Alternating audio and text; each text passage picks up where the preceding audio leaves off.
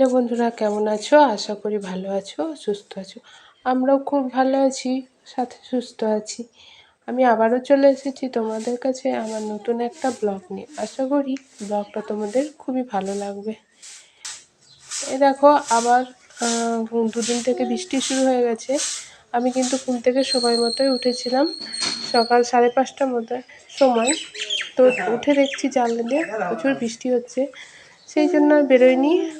একটু জানলার কাছে বসেছিলাম আর বৃষ্টি দেখছিলাম আর কি। তো ঘড়ি কাটা তো এগোচ্ছে, আমাকেও তো এগোতে হবে, রান্না করতে হবে, হাজব্যান্ড বেরোবে। সেই জন্য আমি বৃষ্টিটা একটু কমলেই বেরিয়ে পড়েছি। তো গামছা মাথায় দিয়ে প্রথমে বাসি উঠোনটাতে একটু ঝাঁট দিয়ে নিলাম। ঝাঁটটা দিয়ে নিয়ে ঠাকুরকে জলটা দিয়ে নিয়েছি ফুল তুলে। তো আমাদের গ্রামের বউদের, বিশেষ করে যাদের ধরো ঘরের মধ্যে সব ব্যবস্থা নেই, গ্রামের বউ কেন বলছি, গ্রামের লোকেদেরও বর্ষার দিনগুলো যে কতটা কষ্ট করে কাটে সেটা চলো তোমাদের সাথে একটু হলেও শেয়ার করে দিই।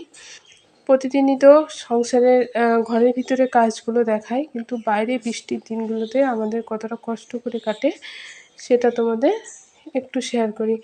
এই যে আমাদের পেঁপে গাছটা দেখছো, ঝড় হচ্ছে বৃষ্টির সঙ্গে সঙ্গে। তো রাতের বেলায় মানে ভোরের দিকেই পড়ে গেছিলো, হয়তো বুঝতে পারিনি ঘুমের মধ্যে। সকালবেলায় উঠে দেখছি না পেঁপে গাছটা পড়ে আছে। তো এবার বেরোনোর তো অসুবিধা হবে, হাজব্যান্ড যখন বাইক নিয়ে বেরোবে, সেই জন্য সকালবেলায় চাটা খেয়ে পেঁপে গাছটাকে কেটে পুরো একদম বাইরে ফেলে দিয়ে এসেছে। তারপরে তো জল নিয়ে আসলো, কারণ বৃষ্টি হলে গ্রামে আর গাড়ি করে জল না আসতেই চায় না। তারপরে বাবু দুধ খায়, সেই দুধটাও তো নিয়ে আসতে হলো। সবই কিন্তু বৃষ্টিতে ভিজে ভিজে যেতে হচ্ছে। তো ওকে তো বাইরের কাজগুলো এইভাবে বৃষ্টিতে ছাতা মাথায় করে করতে হচ্ছে, আর আমাকেও কিন্তু মানে ছাতা তো সবসময় নিয়ে কাজ করে যাচ্ছে না, গামছা মাথায় দিয়েই কাজগুলো করতে হচ্ছে। আর এই যে কাচবো না বললেও তো নয়, ছেলের জিনিসগুলো তো রোজ কাচতে হয়, সেই মতো কেচেছি। তো মাঝে মধ্যেই বৃষ্টি চলে আসছে, আর আমি মেলছি একবার আর তুলছি, এই সারাদিন করেই চলেছি। কি করব। তারপরে তো হাজব্যান্ড মাছ নিয়ে এসছে।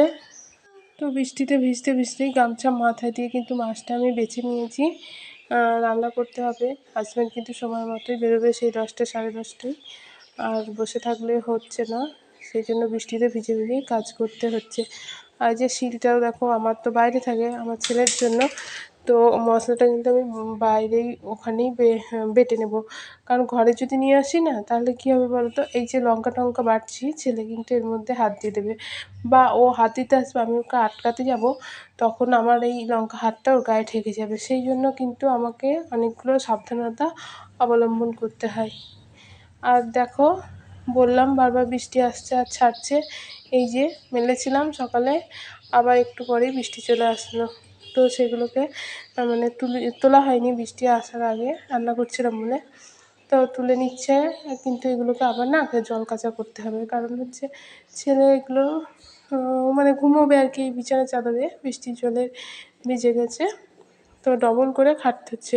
আর মনটাও একটু খারাপ আছে, যে পেঁপে গাছটা বেশ ভালো পেঁপে হতো, পেঁপে গাছটা ভেঙে গেল আর কি। তো দুপুরে কাজগুলো কমপ্লিট করে একটু বসেই ছিলাম, ভাবলাম রান্নাঘরটা একটু পরিষ্কার করি, কারণ হচ্ছে এগুলো না খুব আরশোলা মাঝে মধ্যেই দেখি চলে আসছে। এবার ওটা আমার ঠিক পছন্দ হয় না, সেই জন্য আমি প্রায় সপ্তাহে একদিন হলেও রান্নাঘরটা ভালো করে পরিষ্কার করে নিই। আর বারবার বৃষ্টিতে ভিজে ভিজে এই নাইটি চেঞ্জ করো, কাচা কুচো এইসব করতে থাকো, আর ঘরের মধ্যে সব গাদা হয়ে যাচ্ছে। যাই হোক, আজকে তো তোমাদের সাথে এইটুকুনি শেয়ার করলাম, আশা করি ভালো লাগবে।